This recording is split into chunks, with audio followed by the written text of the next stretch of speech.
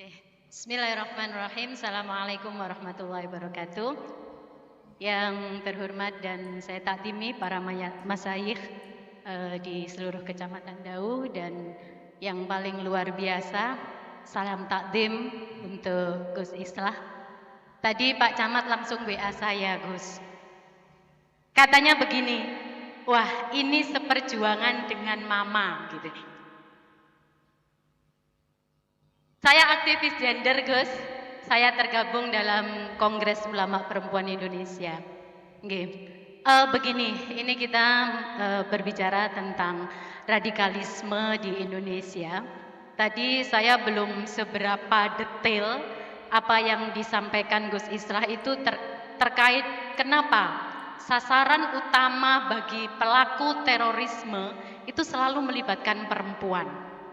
Pertama, stereotip bagi perempuan yang lemah dan lain sebagainya. Apakah selama ini perjuangan Gus Islah selain melihat dari kultur budaya patriarki yang rata-rata di seluruh dunia menomorduakan perempuan, ini menjadi faktor utama bagi perempuan untuk menjadi sasaran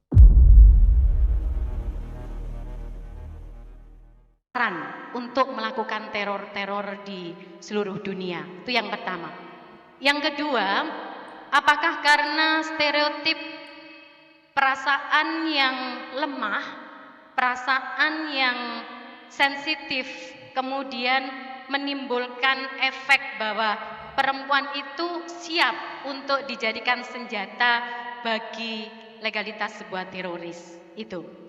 Yang ketiga, saya perlu banyak kader seperti Gus Islah untuk berjuang bagaimana keadilan dan kesetaraan gender itu di Indonesia, terutama di Madura, Gus.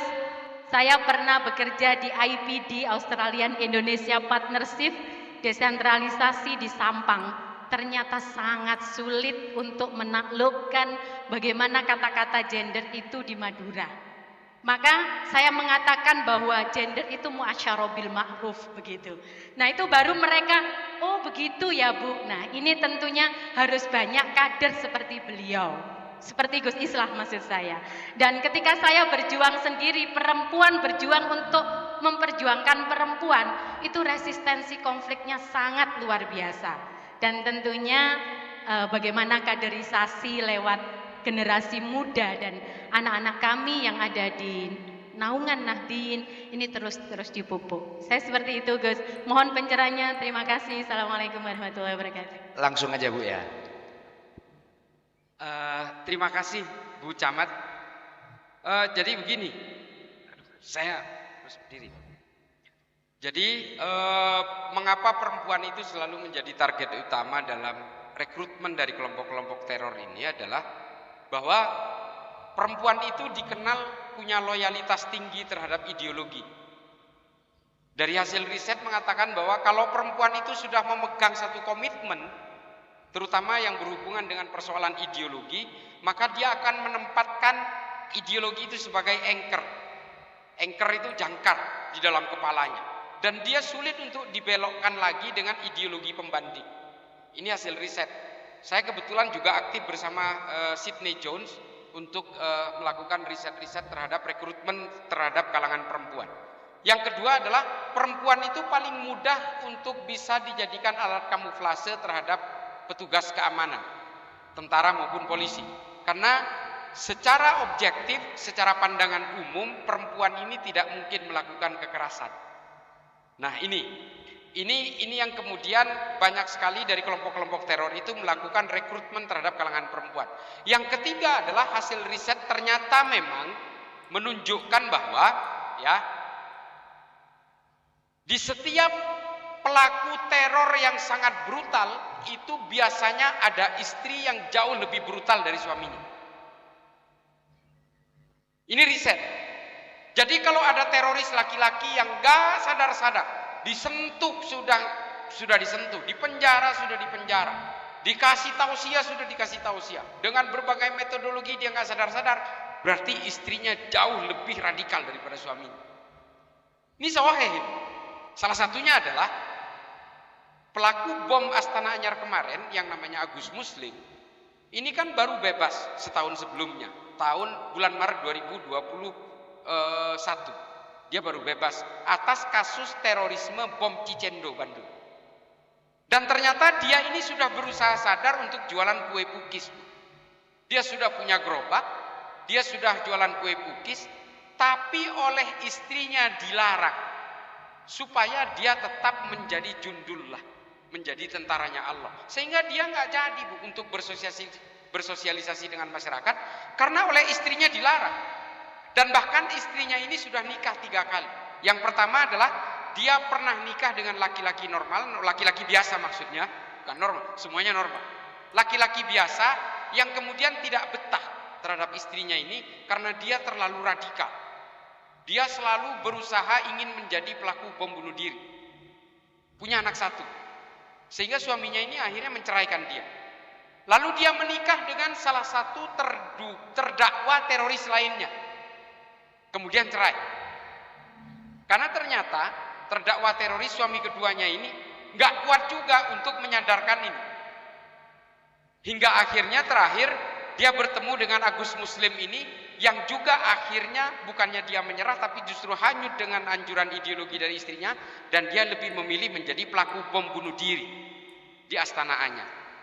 Ketika ditangkap istrinya ini karena dia mengetahui rencananya Agus Muslim ini, dia tidak ada penyesalan sedikit pun. Dia meyakini suaminya sudah di sorga. Padahal setahu saya pahanya masih nyangkut di gentengnya polsek. Canda. Tapi ya itulah keyakinan-keyakinan perempuan, dan termasuk juga perempuan ini kalau sudah loyal terhadap satu ideologi tertentu, Bu, salah satunya adalah kombatan-kombatan ISIS yang ada di Irak dan Suriah. Banyak sekali perempuan-perempuan itu yang dengan sukarela menjadi jihadis seksual. Mereka itu kemudian rela digilir oleh kombatan-kombatan kalangan-kalangan mujahid ini tanpa nikah, dan mereka bersedia untuk itu karena dia melakukannya atas nama agama. Makanya saya bilang di awal, atas nama agama kejahatan apapun akan tetap terlihat terhormat. Nah, kemudian perempuan ini menjadi sasaran utama belakangan ini karena memang apa? Perempuan itu mudah untuk diinfiltrasi oleh ideologi, dan kemudian kalau ideologi ini sudah melekat di dalam kepalanya, dia tidak akan mudah digoyang, mudah sih digoyang. Tidak mudah digoyahkan keyakinan ideologinya itu untuk diganti dengan ideologi lain. Sulit. Pengalaman saya sering juga terlibat menjadi interrogator dari teroris yang ditangkap, kemudian saya diterjunkan untuk ikut mencari tahu isi kepalanya orang ini apa. Meskipun saya tidak pernah head to head bertatapan muka dengan teroris-teroris perempuan yang ditangkap, tapi memang ketika menginterogasi teroris dari kalangan perempuan, tersangka teroris dari kalangan perempuan ini jauh lebih sulit dari laki-laki. Jauh lebih sulit. Kalau laki-laki itu hitungan jam udah ngaku semua.